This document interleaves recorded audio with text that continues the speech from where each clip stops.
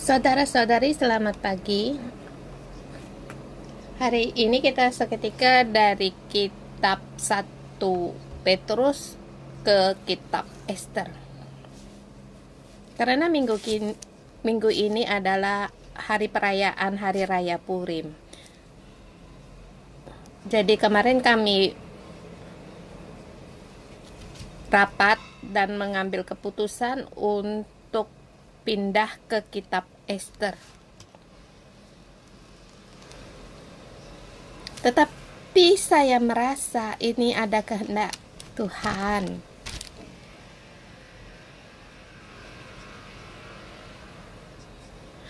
Kalau mengambil perubahan, seharusnya tidak membaca kitab 1 Petrus, tapi kemarin kita membaca 1 Petrus pasal 1 dan sekarang kita mengambil alih ke kitab Ester pasal 1 sampai dengan 3.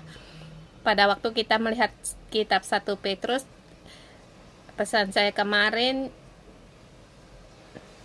hidup dalam ketaatan, dalam hidup yang penuh pengharapan. Ada pengharapan. Harus dengan iman, hidup dalam pengharapan. Dan masa itu, para pengikut jemaat gereja yang pertama pada saat orang Yahudi di kota Roma dibakar. Jadi keadaan orang Yahudi saat itu sangatlah sulit. Dan Petrus memberitahukan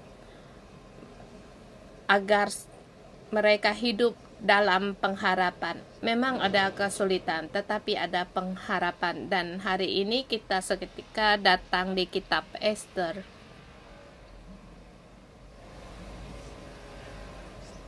Saya memberi garis tema besar untuk pasal 1 sampai dengan 3 kitab Ester ini. Dengan iman dalam kesulitan melihat pengharapan. Orang Yahudi ada harapan. Orang Yahudi pada masa itu adakah harapan? Dari keadaan mereka kita melihat bagaimana mereka keluar dan melihat bagaimana kebenaran Tuhan dipakai untuk kita di saat ini. Dan juga sangat merindukan agar kita dalam 3 hari membaca habis dalam kitab Ester. Hari ini 1 sampai 3, besok 4 sampai 6 dan 7 sampai dengan 10.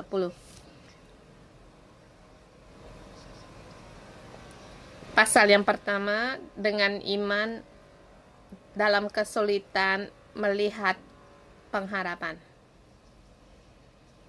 Dengan iman melihat harapan di dalam kesulitan. Di ayat 1 sampai dengan 5, yaitu zaman Raja Ahasiwores, pemerintahan Raja Ahasiwores dalam zaman Raja Persia.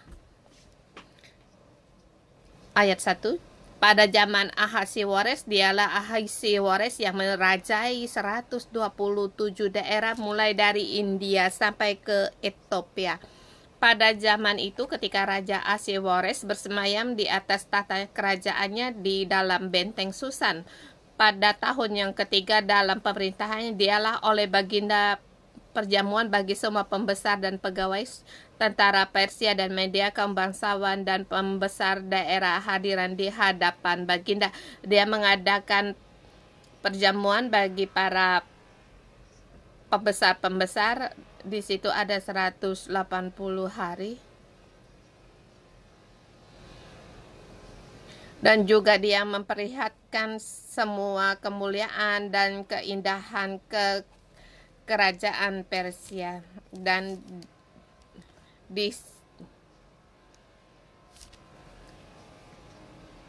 kemudian di pelantaran mengadakan 7 hari perayaan perjamuan,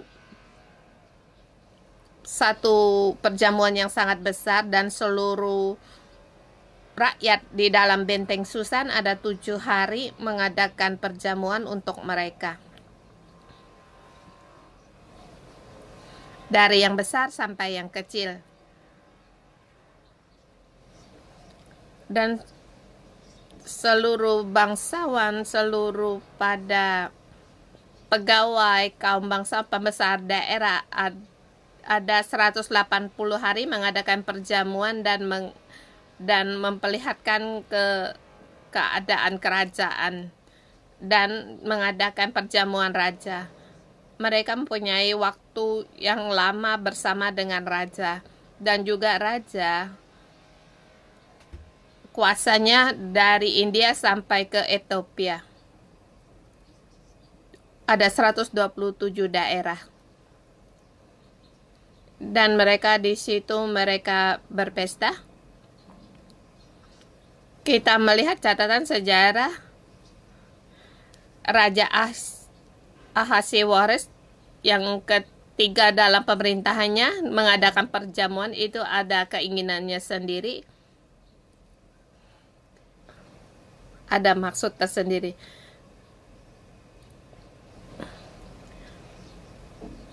Untuk mengkokohkan kerajaannya karena untuk mengadakan perlawanan dengan Yunani.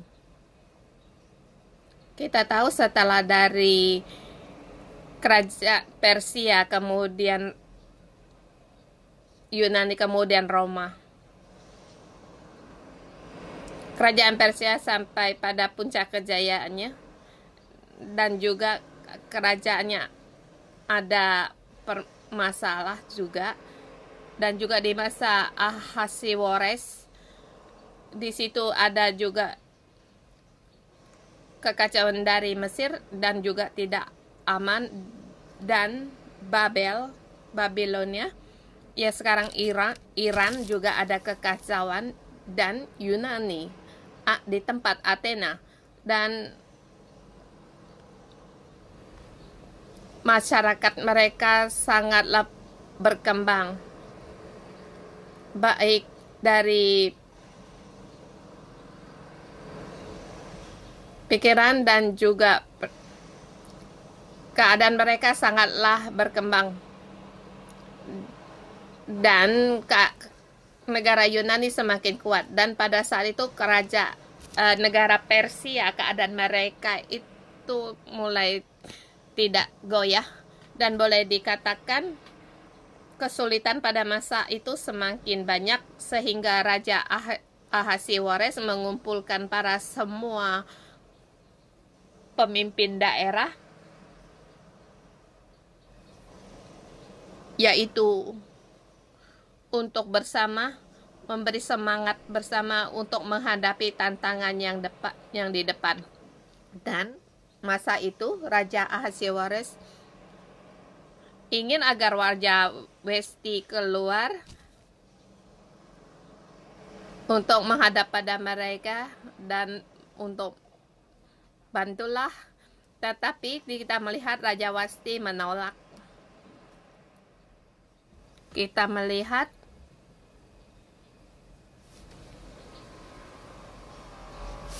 di ayat 2 pasal 20, Esther menjadi ratu. Dimulai dari pasal 1 ayat 9 sampai dengan 2 sampai 20. Ini menerangkan Esther menjadi ratu. Di dalam perjamuan, raja menyuruh Ratu Wasti untuk keluar menghadap padanya, tetapi Ratu Wasti menolak untuk menuruti titah raja, sehingga raja juga menyuruh Ratu Wasti untuk memakaikan mahkota kerajaannya satu yang kerajaan, tetapi Wasti tidak mau. Mengapa Ratu Wasti tidak mau? Jadi dia tidak menolak. Jadi boleh kita pikirkan pada saat dia menolak, kita melihat mereka mengambil satu mufakat. Akhirnya ratu dibuang. dan seluruh secara terperinci tidak dijelaskan. Kalau kalian pengen lebih jelas, silakan untuk membaca kitab Esther dan boleh melihat drama kita yang tentang Esther yang lalu. Di sini ratu dibuang, dan juga kita tahu setelah Ratu Wasti dibuang, raja merasa kesepian, dan demi untuk menghibur raja, mereka mengundang agar para gadis-gadis datang ke istana. Pada masa itu, negara dalam kegentingan. Kalau kita melihat Cina, Beijing, mereka lagakan satu rapat. Kita melihat satu kegentingan di situ. Dan di saat itu, pada saat mereka mengadakan rapat, kerajaan Persia dalam kegentingan, dan lagi pula ratu tidak taat, sehingga raja memilih untuk ratu yang baru.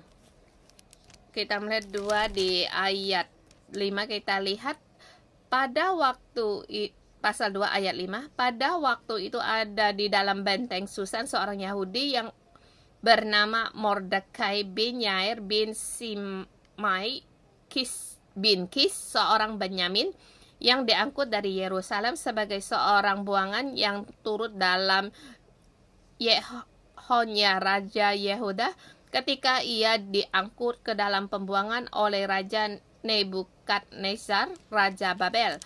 Mordekai itu pengasuh Hadasah, yakni Esther, anak saudara ayahnya, sebab anak itu tidak beribu bapak lagi. Gadis itu elok perawakannya dan cantik parasnya. Ketika ibu bapaknya mati, ia diangkat sebagai anak oleh Mordekai.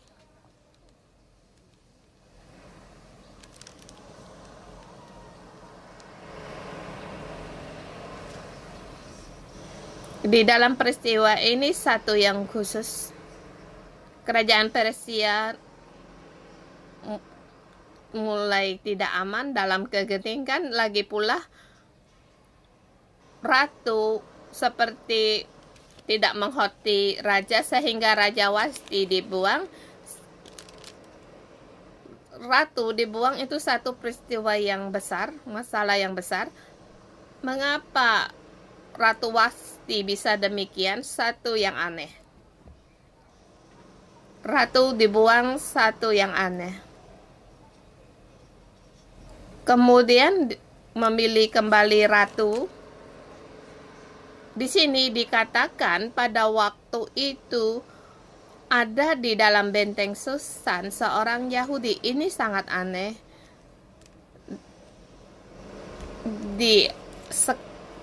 Sekarang pada waktu itu, di situ ada seorang Yahudi dalam teks original. Di benteng Susan seorang Yahudi. Ada seorang Yahudi yang bersamaan di tempat di situ ada seorang Yahudi yang bernama Mordekai. Dia dulu seorang pembuangan yang sampai di tempat ini, dan sekarang dia mengasuh Hadasah sebagai anaknya. Sesungguhnya dia pamannya, tetapi karena ayah ibunya telah mati, maka dia diangkat menjadi anaknya. Jadi di kerajaan Persia banyak sekali orang Yahudi juga, salah satu di antaranya. Dan di antara mereka salah satu yang bernama Mordekai. Mengapa dia ada di situ? Dia dibuat pembuangan. Dia mengangkat anak seorang yang bernama Esther.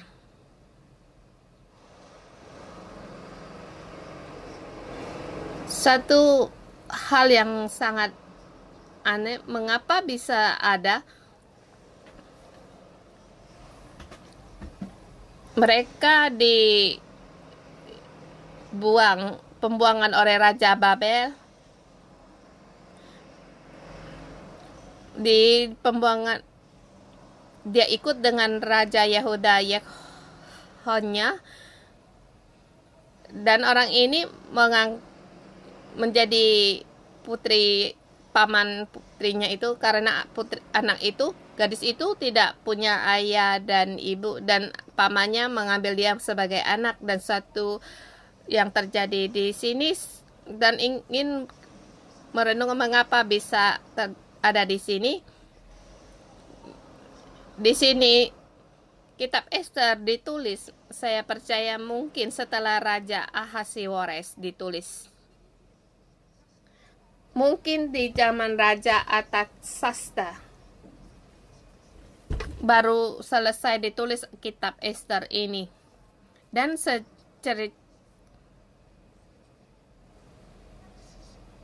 karena cerita ini agar memberi tempat bagi kita untuk menjadi satu renungan, dan juga kisah ini agar selalu berulang kali dibaca, seperti kita pada hari raya Purim, kita kembali akan membaca sekali kitab Ester.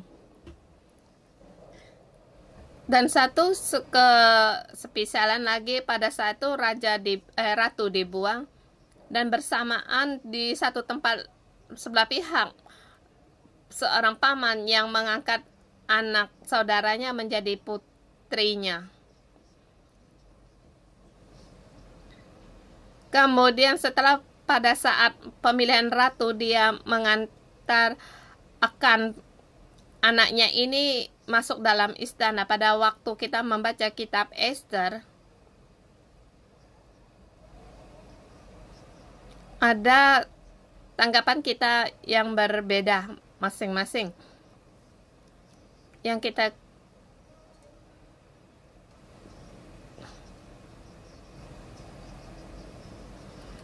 karena di Persia dalam rancang kita, karena para gadis-gadis di situ mereka direbut, dipaksa untuk masuk dalam istana. Dalam drama kita juga mengatakan demikian. Tetapi pada saat kita melihat, apakah Ester juga demikian?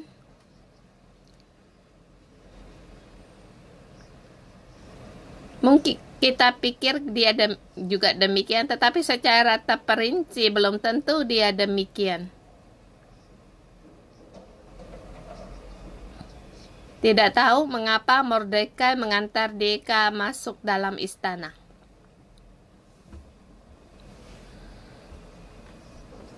Pada saat dia di istana, apakah dia bisa dipilih menjadi ratu? Kita melihat Ester memiliki kasih sayangnya tersendiri.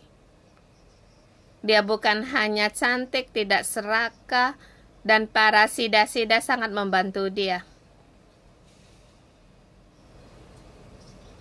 Sehingga pada saat dia menghadap pada raja, raja sekali memandang dia langsung menyukai dia di ayat 16 pasal 2. Demikianlah Ester dibawa masuk menghadap Raja Ahasiwores ke dalam istananya pada bulan yang ke-10, yaitu bulan Tebet, pada tahun yang ke-7 dalam pemerintahan Baginda. Maka Ester dikasihi oleh Baginda lebih daripada semua perempuan lain, dan ia memperoleh sayang dan kasih Baginda lebih daripada semua anak dara lain, sehingga Baginda mengenakan mahkota kerajaan ke atas kepalanya dan mengangkat dia menjadi ratu ganti Wasti.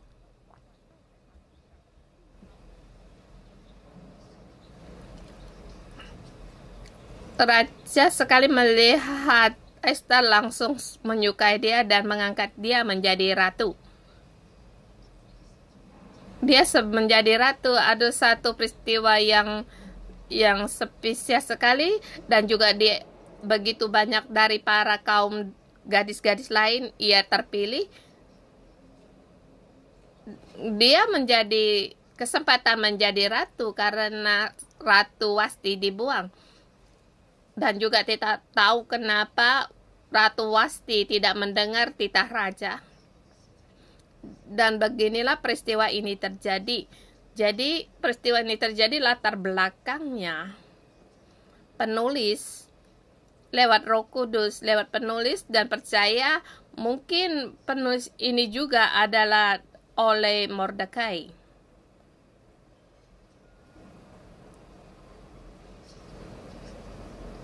Dia menulis ini agar kita bisa untuk berpikir. Segala dari latar belakang adalah pekerjaan Tuhan. Karena sekarang bahaya datang, tetapi sebelum bahaya datang ada satu peristiwa yang terjadi yang lebih khusus lagi, yaitu di ayat 19 sampai dengan 23 pasal kedua. Saya memberi dari sub yang ketiga. Mordekai berjasa. Mordekai tidak ada kerjaan, dia duduk di pintu gerbang istana raja, dan hubungan dia dengan Esther orang lain tidak tahu. Dan juga kita tahu Esther menjadi raja. Setelah Esther menjadi raja, kita melihat Esther terus taat kepada Mordekai seperti sebelum dia menjadi ratu. Di ayat 20, adapun Esther tidak memberitakan asal-usul dan kebangsaannya seperti diperintahkan kepada oleh Mordekai, sebab Esther tetap berbuat menurut perkataan Mordekai seperti pada waktu ia masih dalam asuhannya. Di sini kita melihat Tuhan memilih Mordekai.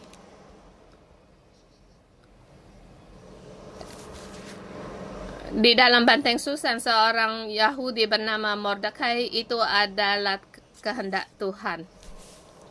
Seperti kita tidak melihat Tuhan dan nama Tuhan tidak muncul. Nama Tuhan tidak muncul di kitab Esther. Tapi kita melihat mengapa Ratu Wasti dibuang dan mengapa Mordekai ada di tempat itu dan mengapa Esther bisa menjadi ratu. Dan lagi pula Esther orang yang taat. Ketaatannya bukan karena dia setelah diangkat menjadi ratu sehingga dia merendahkan Mordekai. Tidak mendengar Mordekai. Dia terus taat kepadanya. Dia tidak berubah. Dan juga kita melihat orang yang memiliki iman, seorang yang dipakai Tuhan, alat pilihan demikian, taat itu sangat penting. Esther, dia tidak serakah. Pada saat itu dia sangat elok. Dia orang yang lemah lembut. Dia juga sangat taat. Orang yang rendah hati. Tuhan memakai dia. Di masalah ini, sebelum datangnya bahaya, yang saya maksud bahaya ini bahaya bagi orang Yahuda atau orang ya di situ yaitu orang Yahudi, karena orang Yahudi masa itu dalam bahaya. Karena Mordekai telah memberitahu Esther agar jangan latar belakang asal usulnya tidak boleh diberitahukan kepada orang lain. Karena kalau orang tahu kamu orang Yahudi maka kamu berbahaya. Karena orang Yahudi diruntuhkan Dan juga orang Yahudi punya kepercayaannya sendiri, yaitu percaya kepada Tuhan Allah. Walaupun di dalam kerajaan Persia lebih leluasa memberi kebebasan kepada mereka, karena di zaman Babel mereka itu membinasakan, kalau tidak taat mereka akan dibinasakan, bahkan akan mereka juga sukunya harus ada perbauran darah. Dan juga mereka tidak boleh melakukan akan keagamaan mereka. Tetapi di Persia, di zaman Raja Persia boleh, daripada seperti pada saat Jerubabel membawa mereka kembali ke Yerusalem, membangun kembali bait suci. Di situ zaman di Raja Ethiopia, pada saat kita membaca kitab Hagai, kita tahu pada saat mereka mendirikan bait suci, orang-orang dari sebelah barat sungai Efrat, Tatnai, mereka mendapatkan halangan.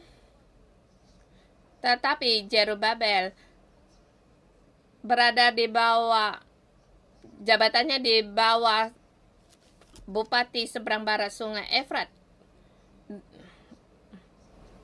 Jadi Jerubabel yaitu juga bupati daerah, tapi dia berada di atas, di bawah dari Tatnai, dari gubernur sungai seberang barat sungai. Jadi mereka situ membangun bait suci, berhenti sampai 16 tahun, sehingga Nabi Ezra bangkit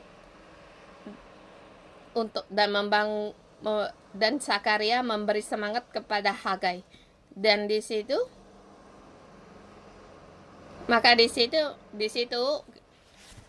mereka di zaman Raja Persia mendapatkan kebebasan, dan Raja Ethiopia memberi agar mereka pun memberi mereka untuk memberikan bangun kitab, membangun bait suci. Di situ hampir pada zaman Esther.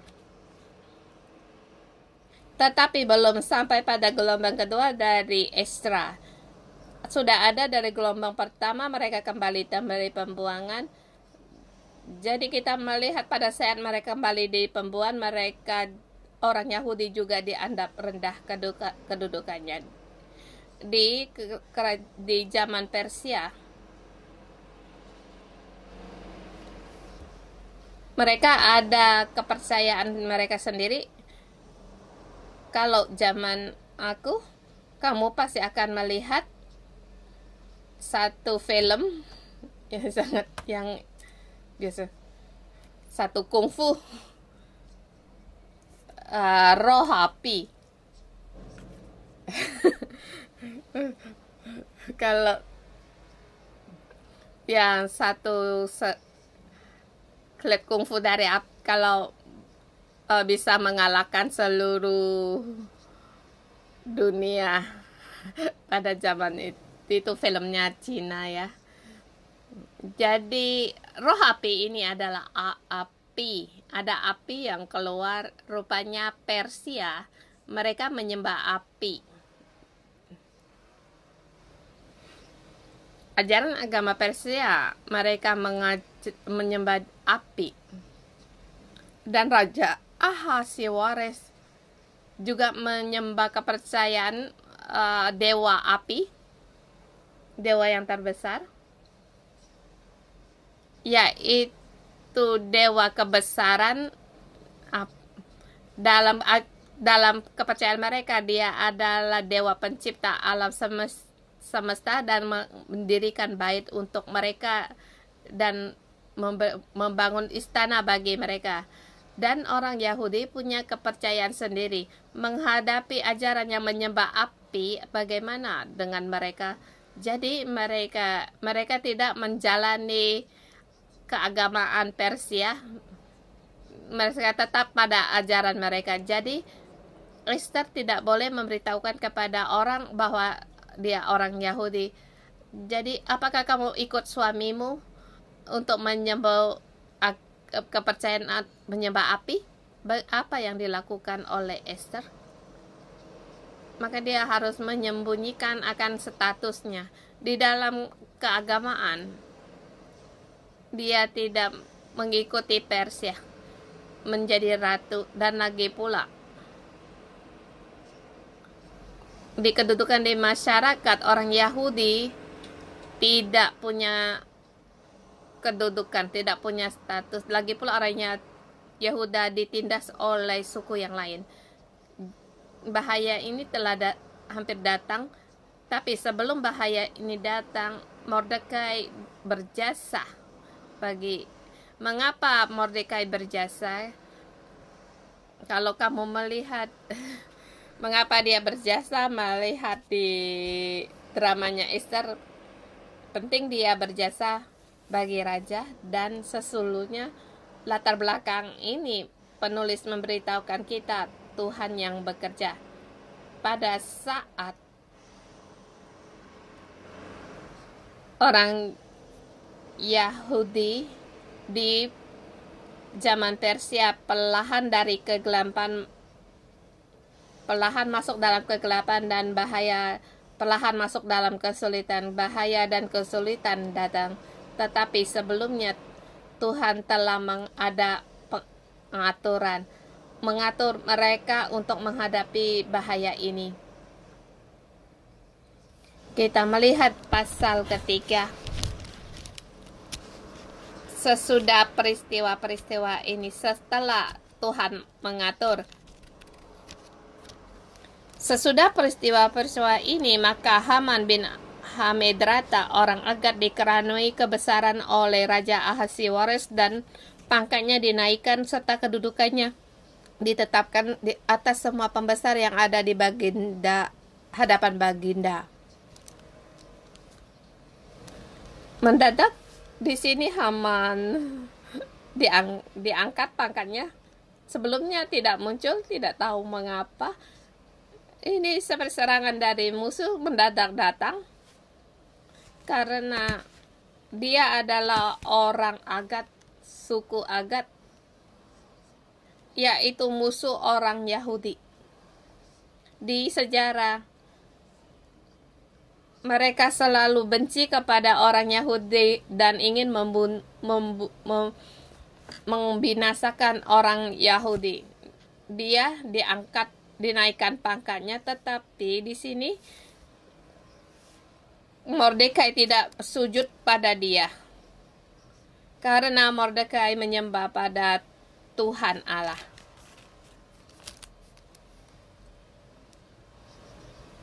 Sehingga Haman tidak suka. Sebenarnya ia tidak suka, hatinya itu tidak ada punya alasan, tidak tahu mengapa.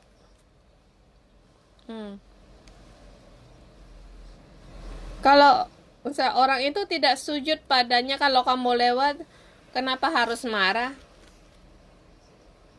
Kalau sampai kamu berjalan sampai dimanapun, semua orang harus sujud padamu, itu yang susah. Tetapi dia sangat peduli akan ini. Mungkin dia sangatlah sombong, sehingga dia ingin membunuh Mordekai. Dan juga bukan hanya untuk membunuh Mordekai dan segala suku bangsanya, ya, orang Yahudi harus dibinasakan. Jadi ayat pasal 3 ayat 1 sampai dengan 15. Haman bersekongkol untuk membunuh Mordekai, membinasakan bangsanya. Tapi ini tidak langsung. Dikatakan dalam bulan pertama, yaitu bulan Nisan, pada tahun yang kedua zaman Raja Ahasiweros, orang membuang pur, yakni pundi, di hadapan Haman, hari demi hari dan bulan demi bulan, sampai jatuh pada bulan yang ke-12, yakni bulan Adar. Yang ini mereka ingin membunuh orang Yahudi, agar orang Yahudi dibinasakan.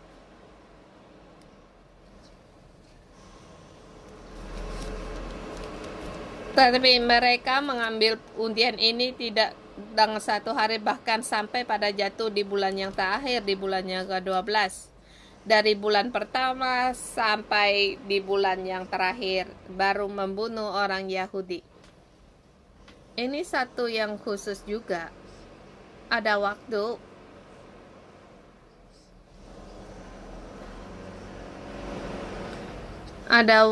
pada saat orang Yahudi mau menghadapi dibinasakan, mereka mempunyai waktu 12 bulan untuk mempersiapkannya.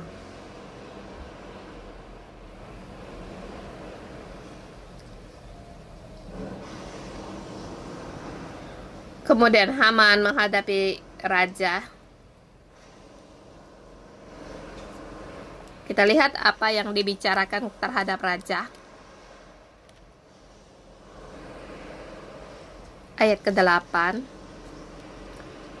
Maka sembah Haman kepada Raja Ahasiweros, ada suatu bangsa yang hidup tercerai-berai dan terasing di hadapan bangsa-bangsa di seluruh daerah kerajaan Tuanku. Pada saat ini saya membaca ini, saya ingat akan Pastor Adino. Dia menjadi Haman, sangat menjadi kenangan bagi saya. Kita teruskan. Dan hukum mereka berlainan dengan hukum segala bangsa, dan hukum raja tidak dilakukan mereka, sehingga tidak patut bagi raja membiarkan mereka leluasa. Jikalau baik pada pemandangan raja, hendaklah dikeluarkan surat titah untuk membinasakan mereka. Maka hamba akan menimbangkan perak 10.000 talenta dan menyerahkan kepada tangan para jabatan yang bersangkutan, supaya mereka dimasukkan ke dalam pembendaharaan raja. Maka raja mencabut cincin materainya dari jarinya, lalu diserahkan kepada Haman bin Hamadata, orang Gad, seteru orang Yahudi itu. Kemudian titah raja kepada Haman, perak itu terserah padamu juga bangsa itu, untuk kau perlakukan seperti yang kau pandang baik.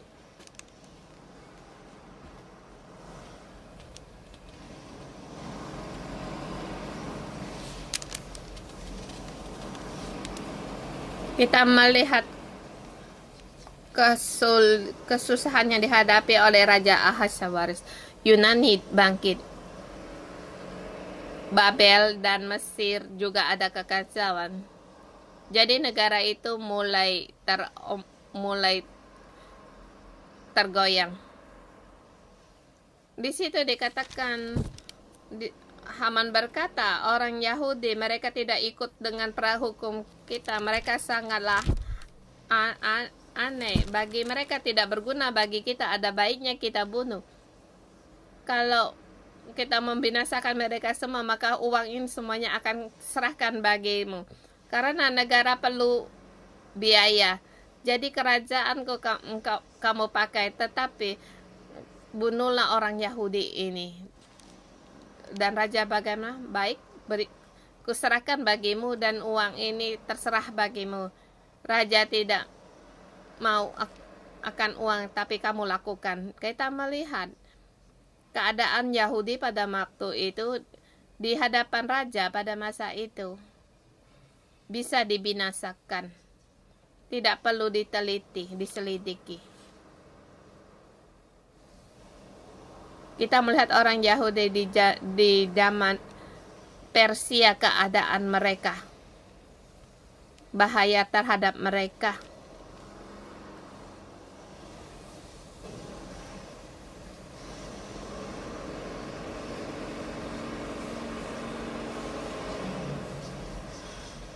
Jadi pada saat saya sebelumnya pada membaca kitab Pengkhotbah, sesungguhnya dalam keadaan ini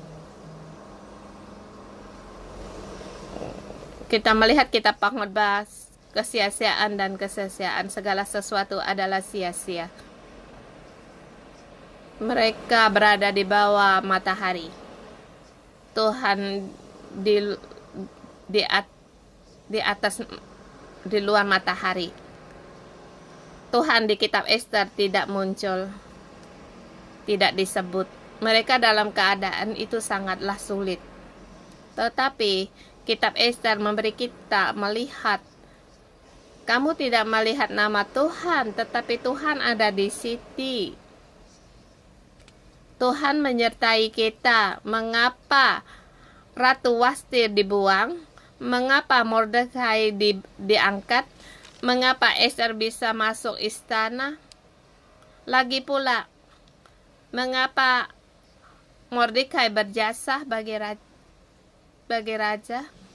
Dan juga segala sesuatu setelah peristiwa ini terjadi, Haman baru naik pangkat. Dikatakan setelah peristiwa itu Haman dinaikkan pangkatnya. Haman dinaikkan pangkatnya bukan sebelum peristiwa itu. Dan juga mereka membuang undian. Dia membuang undian di bulan pertama, bukan pada bulan kedua, keempat. Tapi setelah undian jatuh pada bulan yang terakhir, bulan 12. Kalau ada 12 undian, jadi dia di yang terakhir. Ini kita melihat akan semua ini adalah pekerjaan Tuhan. Pada saat masuk menghadapi kesulitan, Tuhan telah mempersiapkan. Dia telah mengatur segalanya. Rencana Tuhan telah diatur sebelumnya. Dan juga Raja memberikan titah. Haman sebagai wakil dari membawa titah raja di akhir tahun untuk membinasakan orang Yahudi. Bahaya telah datang, kesulitan juga datang. Tetapi dalam segala kesulitan ini, aku ingin kalian memberikan pada kalian pesan orang Yahudi dalam kesulitan ini. Mereka dengan iman melihat pengharapan. Melihat dalam kesulitan ada harapan. Benar. Titah raja, memang perintah raja harus mereka dibinasakan. Mereka tidak bisa melarikan diri dari India sampai ke Ethiopia. Mereka harus pergi kemana? Dimanapun tidak bisa pergi. Tetapi ada harapan.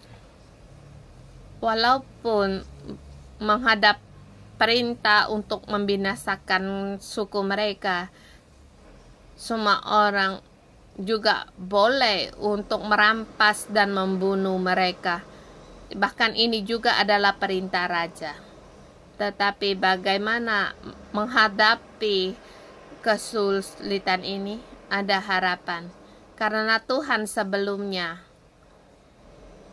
telah meletakkan Mordekai di situ. Dan juga Esther di situ. Lagi pula Esther adalah alat pilihan yang taat. Tuhan mau memakai alat-alatnya ini. Bahkan Tuhan meletakkan Mordekai, memberi kesempatan dia berjasa bagi raja. Dan juga setelah peristiwa ini terjadi, Haman baru diangkat pangkatnya. Bukan langsung. Dan juga di situ raja membuat perintah, lagi pula bukan di awal tahun, bahkan di akhir tahun. Kita melihat di sini Tuhan yang mengatur. Haman punya rencana, tetapi Tuhan punya juga rencana sendiri dan Tuhan menyelamatkan. Kita melihat Haman punya rancangan, tetapi Tuhan punya rencana. Di kitab Esther kita bisa melihat dengan iman kita melihat, maka kita akan melihat Tuhan ada di sini. Keselamatan Tuhan ada di sini. Orang Yahudi terus untuk hidup. Aku dalam nama Tuhan Yesus mendeklarasikan anak-anakku, kita bisa tetap untuk hidup. Karena Tuhan ada di tengah-tengah kita. Dan juga kita dengan iman melihat pengharapan ini, hidup dalam pengharapan ini. Dan Tuhan memberkati kita, dan besok kita akan melihat ayat pasal 4 sampai dengan 6. Haleluya. Benar Tuhan, walaupun Kami dalam kesulitan, kami seperti tidak melihat Engkau, tetapi Tuhan Engkau tetap ada di sini. Dari semua segala Tuhan Engkau telah berkuasa. Tuhan tolonglah kami di dalam segala kesusahan ini, kami tetap mendeklarasikan nama-Mu. Tuhan, kami memuji Engkau.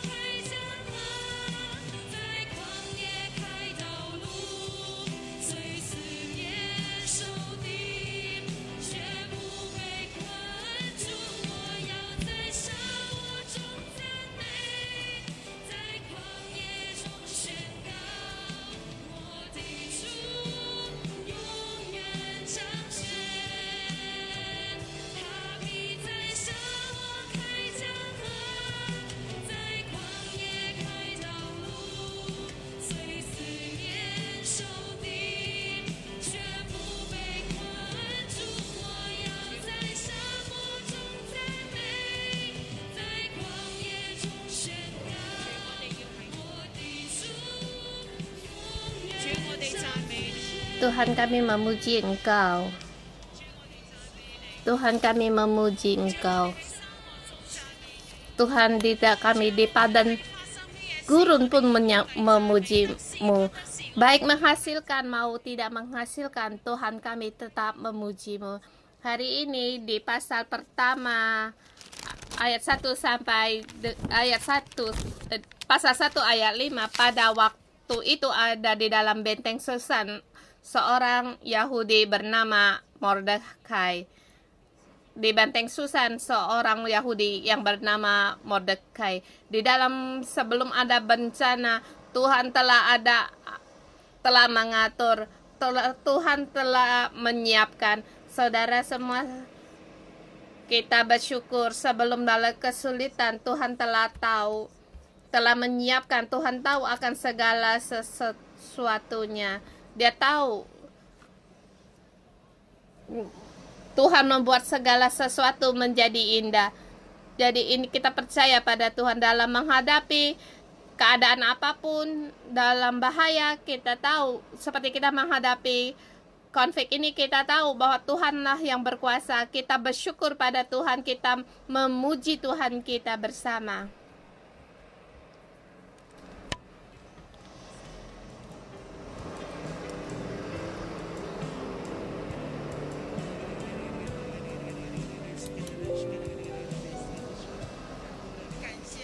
Tuhan, kami bersyukur dan berterima kasih Tuhan atas segala sesuatu. Kami mengucapkan puji syukur kami di dalam kami Tuhan, dalam hidup kami telah mempersiapkan segala sesuatunya. Tuhan, kami mengucapkan Engkau selalu ada. Tuhan, kami bersyukur, berterima kasih di zaman Mordekai bagaimana Engkau menjadi raja dan Tuhan, demikian juga Tuhan sampai sekarang. Tuhan, seperti kami sekarang menghadapi konflik ini, walaupun bersamaan juga kami menghadapi kegelapan ini, Tuhan, kami bersyukur dan berterima kasih karena Engkau ada penyediaan, ada keselamatan. Tuhan, kami bersyukur dan berterima kasih. Raja mengasihi Esther lebih daripada gadis yang lain. Baginda lebih mengasihi sayang bagi Esther lebih daripada darah yang lain, sehingga raja mengenakan mahkota kerajaan di atas kepalanya, mengganti dia menjadi Ratu Wasti. Apakah kamu adalah juga dipilih Tuhan? Tuhan telah mempersiapkan dan juga memilih. Tuhan membuat segala sesuatu menjadi indah. Tuhan bekerja selamanya, tidak pernah terlambat. Tuhan menurut waktunya memilih. Dia mempersiapkan Mordekai, juga memilih Esther. Dan juga bagi kita, bersama kita berdoa. Kita berdoa di zaman sekarang, kamu menjadi Esther di zaman sekarang. Kita bersyukur dan berterima kasih kamu dipilih. Saudara-saudari, saudara-saudari semua, dan juga staf gereja, kamu percaya kamu dipilih Tuhan sebagai Esther di zaman sekarang. Di saat sekarang Tuhan memakai kamu, memimpin kamu untuk melewati dengan orang-orang yang melewati kesulitan ini. Kita bersama berdoa untuk kita sendiri, dan dengan iman kita deklarasikan bahwa kita dipilih, dan juga kasih sayang Tuhan ada pada kita, pelindungan Tuhan ada pada kita, dan kehendak Tuhan ada padamu, dan pasti digenapi. Kita berdoa untuk kehidupan kita, agar kita hidup, kita penuh dengan kelemah lembutan, penuh dengan ketaatan. Kita berdoa.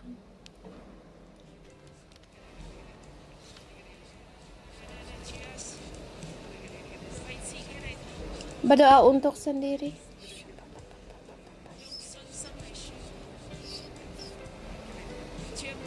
Dengan iman deklarasikan, Tuhan setiap di segala hal. Tuhan, kami sebelumnya kami adalah rendah dan juga tidak layak, seperti Esther sama. Seorang yang yatim piatu, bahkan dia di pembuangan, dan bahkan sampai di tempat ini statusnya juga tidak berani diberitahukan, dan juga akan ke asal usulnya tidak boleh diberitahukan kepada orang lain. Tuhan, ini sangat rendah, tetapi Tuhan karena kasih sayang-Mu, karena pilihan-Mu, Tuhan, kami berdoa untuk kami sendiri, dan juga kami di zaman ini adalah Esther. Kami Esther di zaman sekarang ini. Tuhan, Engkau mengasihi kami setiap orang. Engkau memilih kami. Kami di hadapan-Mu ada kasih sayang. Kami di hadapan-Mu beroleh kasih sayang. Walaupun kami disembunyi di antara orang-orang, kami disembunyikan di antara bangsa-bangsa, tapi Tuhan, di dalam-Mu kami tahu Engkau mau memakai kami. Dengan iman kami terima status yang datang dari atas. Tuhan, di bumi ini seperti tidak ada status yang istimewa, tetapi Tuhan, kami tahu kami adalah milik-Mu. Kami tahu bahwa di belakang kami ada Tuhan yang berhikmat di atas kami. Tuhan, kami berdoa untuk hidup kami, hidup kami ada yang seperti Esther yang lemah lembut, yang tidak serakah dan seluruhnya taat.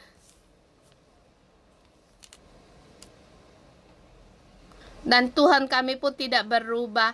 Di dalam kedudukan kami apapun, Tuhan, kami tetap setia. Kami tetap setia. Dan terhadap Engkau ya Tuhan, setia. Saudara semua, kami mengundang staf gereja, walaupun dimanapun kamu berada, banyak yang tidak bisa datang. Kita berdoa untuk kesetiaan kita atas pelayanan kita. Jangan patah hati, dan juga mengundang Pastor Deborah berdoa untuk hati staf gereja. Di masa kesulitan ini, baik yang bisa datang maupun tidak datang, di keluarga ada yang kena konflik, anggota sel juga ada konflik, tetapi hati kita tetap berubah, agar kita punya hati seperti Esther yang lembah lembut dan taat. Dan Tuhan, percaya Tuhan memilih kita juga tidak berubah. Kita juga tidak berubah. Tuhan Yesus, kami datang di hadapan-Mu, membawa staf gereja di hadapan-Mu, termasuk saya sendiri. Saya mendengar Tuhan berkata, anakku beranilah, kuatlah dan jadi sukacita, karena aku menyertai-Mu. Dan juga tanganku ada di tangan para semua staf gereja. Aku selalu ada. Jangan gelisah, jangan terbeban, bahkan bersukacita, dapatkan kemenangan besar. Anakku, aku mau kamu dengan rendah hati datang di hadapanku dengan lemah lembut. Berharaplah padaku, memandangku, karena dengan iman akan melihatlah padaku. Dengan di dalam kegelapan, pandanglah aku, sebab aku selalu menyertai-Mu. Dan Tuhan memberitahu pada staf gereja 611, aku bukan hanya menyertai kamu dan juga menyertai saudara-saudari semua. Di antara saudara semua juga ada yang sakit. Tuhan berfirman, kesembuhan aku akan memulihkan semua, karena aku Allah yang menyembuhkan. Kesembuhan ada padamu, sukacita, bersukacitalah di dalamku, bersukacitalah dengan syukur dalamku, dan dengan suaramu bersyukurlah, karena aku adalah Tuhan yang mengubah kekalahan menjadi kemenangan. Tuhan, aku datang di hadapmu sebagai nabiah dan juga sebagai pastor. Aku mendeklarasikan, Tuhan, baik staf gereja dan saudara-saudari kami semua mengalami pengurapan dari Esther, mengubah kekalahan menjadi kemenangan. Tuhan Yesus, kami mau mengalami akan kemuliaan akan Engkau.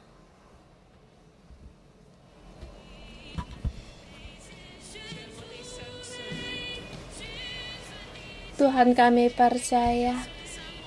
Tuhan, Engkau beri kami iman, kami percaya.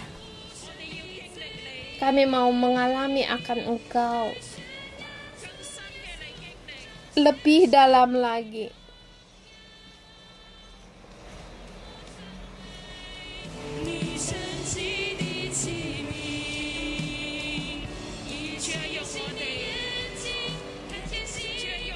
Tuhan, pakailah kami setiap orang.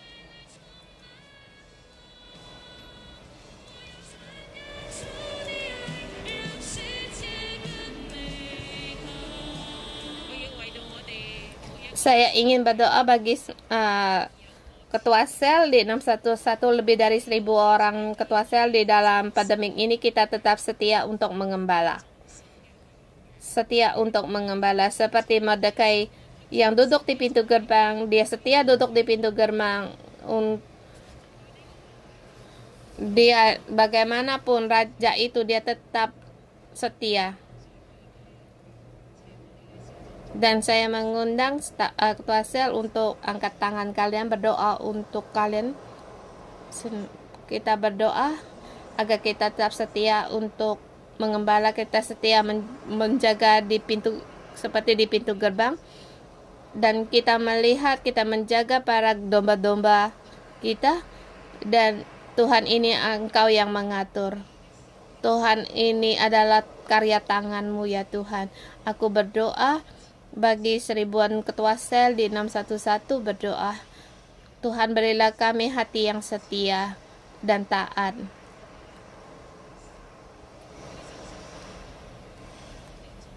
Kami setia atas apa yang Tuhan perintahkan, dan juga berikan kami punya kasih di masa kesulitan ini, di masa pandemik ini. Kami bisa terus untuk peduli.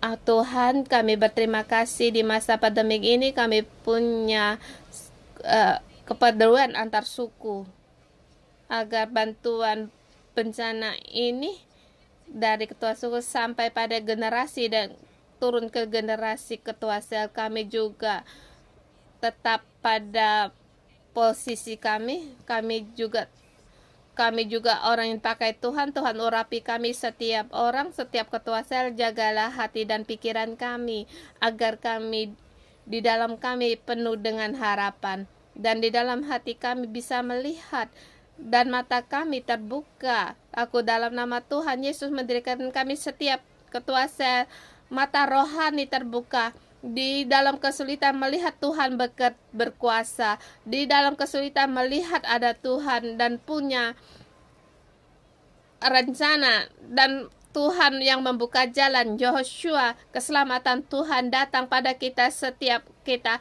datang kepada setiap domba-domba kita.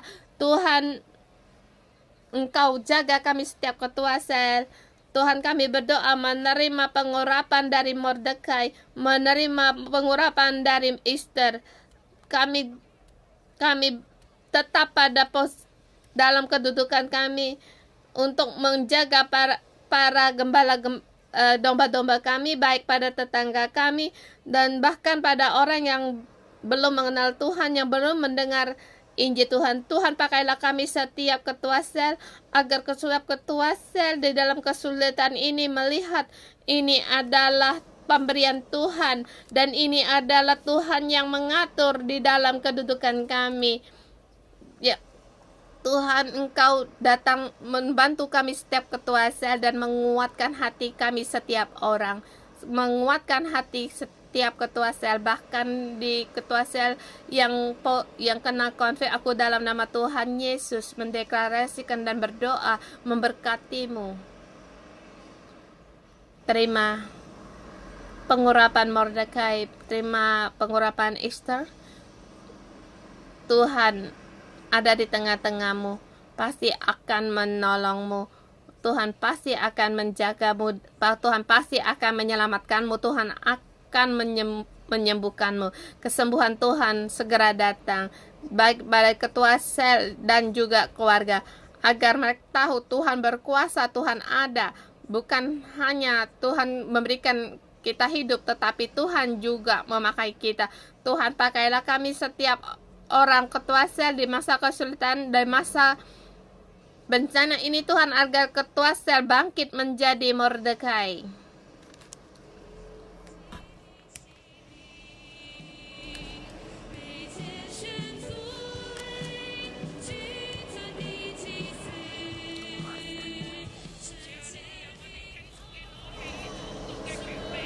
Tuhan, kiranya kami terus mengambil kuasa dalam doa.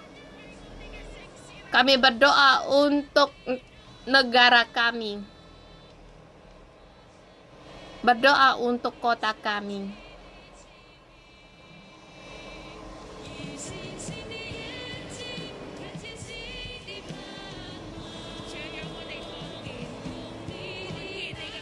Tuhan, berilah kami agar melihat pengharapan yang dari-Mu.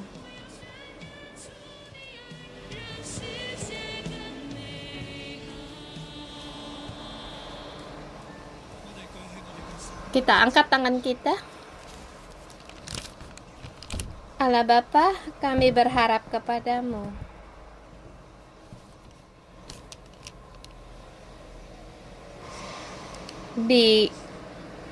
Di dunia ini kami seperti di kitab Ester, kami tidak melihat nama-Mu.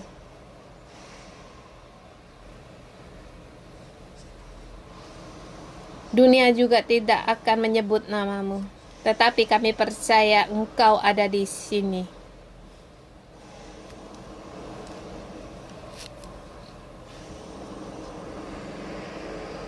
Tuhan, berilah kami punya iman. Di dalam kesusahan dan keadaan yang kesulitan kami, melihat harapan keselamatan. Tuhan bekerja, Tuhan menyelamatkan. Tuhan, kami di masa kesulitan ini mengalami bersama dengan Engkau, agar kami melihat Engkau. Kuasa-Mu, kekuatan-Mu mengangkat kami, menyanggah kami, dan kuasa-Mu Tuhan memenuhi kami, setiap saudara-saudari kami, agar kami berpaut kepadamu. Di dalam-Mu kami dapatkan damai, kekuatan, menang segala kesulitan dunia ini. Tuhan, juga kami mohon kepadamu, hentikan pandemik ini. Lindungilah rakyat-Mu. Lepas dari segala sakit penyakit. Lepas dari segala kutuk. Tuhan, ampunilah kami. Ampunilah tempat kami, bumi kami. Ampunilah kami yang berdosa kepadamu. Ampuni orang-orang yang berdosa kepadamu. Beri kami hati yang rendah hati, hati yang mau bertobat.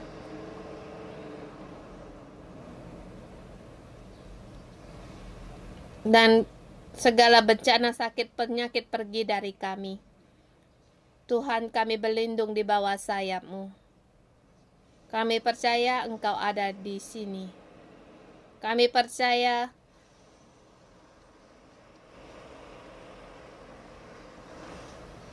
kehadirat-Mu di antara dunia ini, dalam keadaan dunia ini. Kehadirat-Mu, Engkau menyertai kami, membimbing kami, melampaui segala kesulitan. Tuhan, berkatilah kami. Aku juga dalam nama Tuhan Yesus Kristus, mohon Tuhan melepaskan Hong Kong dari konflik dan juga melepaskan segala pandemik di seluruh bumi ini. Tuhan, Engkau menyembuhkan orang yang lagi konflik. Engkau jaga kami setiap orang juga di sini agar kami jangan terjangkit. Sembuhkanlah kami, sembuhkanlah bumi kami. Turunkanlah embun-Mu, turunkanlah hujan di musim semi-Mu, agar kami lepas dari segala kejahatan. Jagalah kami, aku dalam nama Tuhan Yesus memberkati saudara-saudari semua, damai sejahtera bagimu. Kiranya kuasa Tuhan menyertai-Mu, dan engkau mendapatkan kasih sayang dari Tuhan, penghiburan dari Tuhan, sehingga kamu menjadi alat pilihan Tuhan. Dalam nama Tuhan Yesus Kristus memberkatimu. Amin. Terima kasih Tuhan, kita renungan pagi sampai di sini. Tuhan memberkati.